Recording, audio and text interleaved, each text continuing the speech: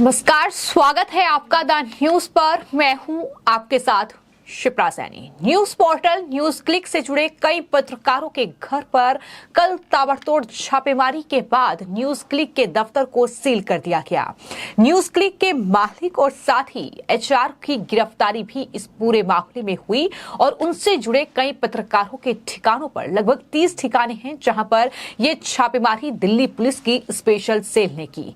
इस पूरी कार्रवाई के बाद लगातार जो तमाम बयान हैं वो सामने आ रहे हैं। तमाम पत्रकारों के बयान सामने आए जिन्होंने ये कहा कि ये कार्रवाई जरूरी है क्योंकि देश की संप्रभुता और सुरक्षा से जुड़ा ये पूरा मामला है जिसमें जांच होनी चाहिए। तो वहीं कई पत्रकारों के पेट में दर्द हो रहा है, साथ ही साथ पाकिस्तान भी तिलमिलाया हुआ है, उसे भी भारत के लोकतंत्र की चिंता सता रही है। लेकिन इन सब के बीच अब बड़ी खबर ये है कि जो एनडीटीवी के पूर्व जर्नलिस्ट रहे हैं रवीश कुमार, उनका दरअसल पोस्ट सामने आया है। रवीश कुमार ने एक्स पर एक पोस्ट किया है जिसपे उन्होंने न सिर्फ सरकार को घेरा है इस पूरी कार्रवाई को लेकर, बल्कि उन तमाम पत्रकारों पर भी सवाल उठाए हैं जो न्यूज क्लिक पर हो रही कार्रवाई को सही ठहरा रहे हैं।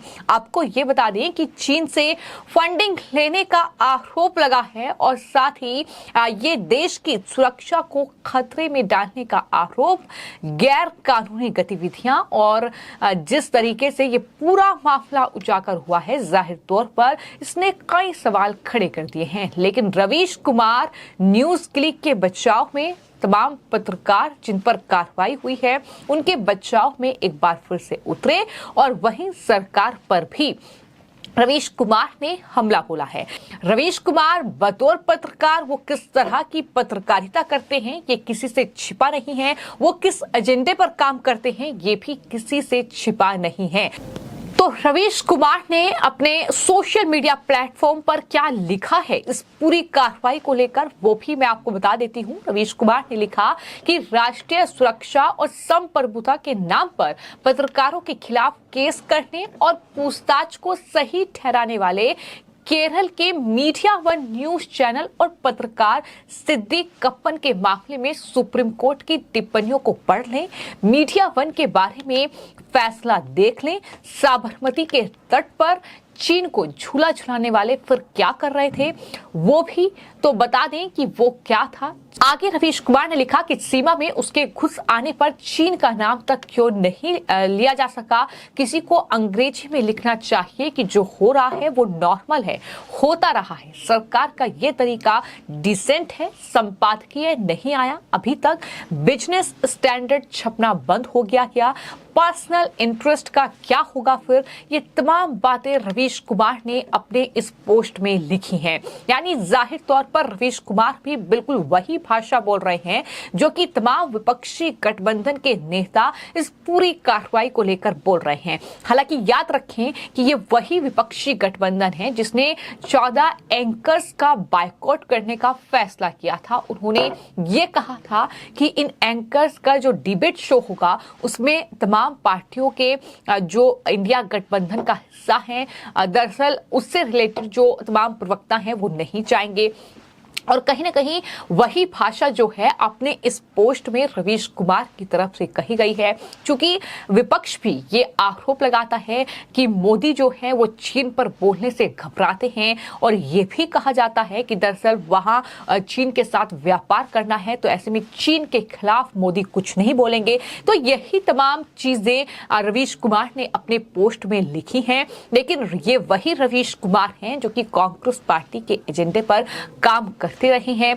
मोदी विरोध में रवीश कुमार किस हद तक चले आते हैं वो उनके तमाम जो वीडियोस हैं जो वो अपने पर्सनल यूट्यूब चैनल पर डालते हैं उससे ही समझा जा सकता है। और एक बार फिर रवीश कुमार के पेट में दर्द हुआ है जब न्यूज क्लिक से जुड़े पत्रकारों के ठिकानों पर छापेमारी हुई है, जब उनसे जुड़े जो पत्रकार हैं, जो न्यूज क्लिक के प्रवीर हैं और साथ ही अमित चक्रवर्ती हैं, उनकी गिरफ्तारी हुई है। 7 दिन की पुलिस कस्टडी में उन्हें भेज दिया गया है क्योंकि ये चीन से फंडिंग का मामला है। तो ऐसे में चीन से फंडिंग लेकर देश के दूसरे संस्थानों तक पहुंचाना, ये दरअसल चाइनीज एजेंडे पर ये काम कर रहे थे। और उस चाइनीज एजेंडे को जिस तरीके से दिल्ली पुलिस की स्पेशल सेल ने ध्वस्त किया है और इन पत्रकारों पर कार्रवाई की है, कोई भी पत्रकार जो कि न्यूज क्लिक के बचाव में उतरा हुआ है वो इस बात का जिक्र नहीं कर रहा है कि किस तरीके से चाइना से जो है फंडिंग लेने की बात सामने आई है। और ये अमेरिकी अखबार की जो रिपोर्ट है वो इस बात को बयां कर रही है जिस मामले में ये पूरी कार्रवाई हुई है। लेकिन चाहे वो रवीश कुमार हो, चाहे वो राजदीप सरदेसाई हो, चाहे वो पुण्य प्रसून वाजपेयी हो, या इसके अलावा सागरिका घोष और अजीत अंजुम जैसे पत्रकार, जो न्यूज क्लिक के पत्रकार अभिषार शर्मा, इसके अलावा भाषा सिंह और साथ ही जो उर्मिलेश हैं उनके बचाव में उतरे हुए हैं, लेकिन इस बात का वो जिक्र नहीं कर रहे हैं क्योंकि साफ है कि तमाम पत्रकार एक ही एजेंडे पर काम कर रहे हैं। तो ऐसे में क्या इनको भी किसी बात का डर है, ये भी तमाम लोग जो हैं वो सवाल उठा रहे हैं। और रवीश कुमार ने जैसे ही ये पोस्ट किया, तमाम आम जनता की जो प्रतिक्रिया है उनके पोस्ट पर सामने आई और उनकी तरफ से साफ तौर पर यह कहा गया कि दरअसल ये देश की संप्रभुता और अखंडता के खिलाफ कठोरतम कार्रवाई होनी ही चाहिए जो इस तरीके का काम कर रहा है। और पत्रकार हैं तो कुछ भी करने की छूट नहीं मिल सकती, एजेंसियों को उनका काम करने दीजिए, ये साफ तौर पर देश की आम जनता इस पूरे मामले में लिख रही है। अब तो एजेंडाधारियों के चहेते न्यूयॉर्क टाइम्स ने भी जांच करके ये बोल दिया है कि पैसा लेकर चीन को बचाने और भारत में मोदी विरोधी एजेंडा चलाने का खेल पत्रकार खेल रहे हैं। लेकिन जब इसी न्यूज क्लिक पर ईडी आईटी की कार्रवाई हुई थी तो रवीश कुमार समेत तमाम जो चैनल था वो बचाव में कूद पड़े थे, ये भी तमाम लोग लिख रहे हैं। इसके अलावा ये भी रवीश कुमार की इस पोस्ट पर लिखा जा रहा है, जब कांग्रेस पत्रकारों का बहिष्कार कर रही थी, जब अर्नब गोस्वामी को गिरफ्तार किया गया था, जब मनीष कश्यप की गिरफ्तारी हुई थी, उन पर एनएसए लगाया गया, सुधीर चौधरी पर एफआईआर दर्ज की गई, तब रवीश कुमार कहां थे? तब रवीश कुमार ने पोस्ट क्यों नहीं किया? चाइना के लिए जिस तरीके से वो काम कर रहे हैं, उनकी सहानुभूति जाग रही है, वो साफ तौर पर दिखाई दे रहा है। इसी कड़ी में तमाम लोग इस दौरान मनीष कश्यप का जिक्र कर रहे हैं, बिहार के वो पत्रकार जिन्होंने बिहार में सरकार से सवाल पूछा और उसका नतीजा ये हुआ कि उन्हें न सिर्फ गिरफ्तार किया गया बल्कि तमिलनाडु का जेल में उन्हें बंद रखा गया।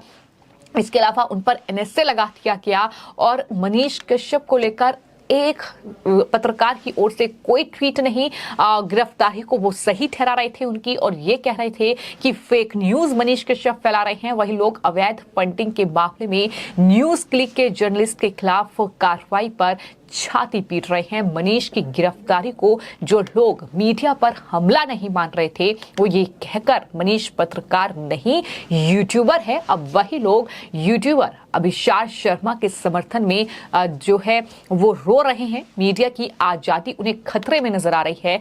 तो लोग इस पूरे मामले को किस तरह से देख रहे हैं, उनके इन तमाम कमेंट से ही ये समझा जा सकता है।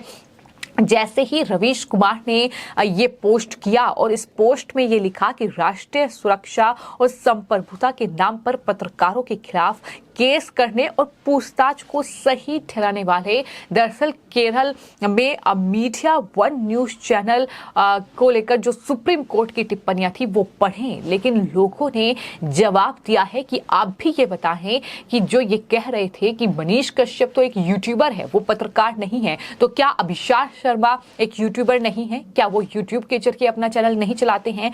और जब मनीष कश्यप पर एनएसए लगा दिया गया, जब उनके साथ इस तरह का दुर्व्यवहार जेल में किया जा रहा है, तो आपका एक भी बयान क्यों नहीं आया? ये सवाल भी अब देश की जनता जो है वो रवीश कुमार से पूछ रही है। और कहीं ना कहीं रवीश कुमार पूरी तरीके से इस पूरे मामले को लेकर घिर चुके हैं, क्योंकि अगर एजेंडे की बात की जाए तो रवीश कुमार हो, चाहे अभिषार शर्मा हो, चाहे पुण्य प्रसून वाजपेयी हो, इनका एजेंडा एक जैसा ही नजर आया है। अगर इनके यूट्यूब चैनल पर आप जाएंगे, अगर इनके वीडियोस पर गौर करेंगे तो कोई भी चीन से फंडिंग फंडिंग का जिक्र नहीं कर रहा है, कोई भी न्यूयॉर्क टाइम्स की रिपोर्ट का जिक्र नहीं कर रहा है, कोई भी इस बात का जिक्र नहीं कर रहा है कि 38 करोड़ रुपए की जो फंडिंग ली गई है वो दरअसल क्यों ली गई है, और जो भारत के खिलाफ, जो मोदी के खिलाफ लगातार खबरें छप रही हैं कंटिन्यूअस, वो क्यों छप रही हैं, इसको लेकर कोई सवाल नहीं, लेकिन किस तरीके से बचाव करना है इसको लेकर तमाम पैतरे अपनाए जा रहे हैं। हालांकि वहीं दिल्ली पुलिस जो एक्शन में है वो एक्शन लगातार देखने को मिल रहा है। फिलहाल आपकी इस पूरे मामले पर क्या राय है हमें कमेंट बॉक्स में जरूर लिखें और चैनल को सब्सक्राइब करें। धन्यवाद।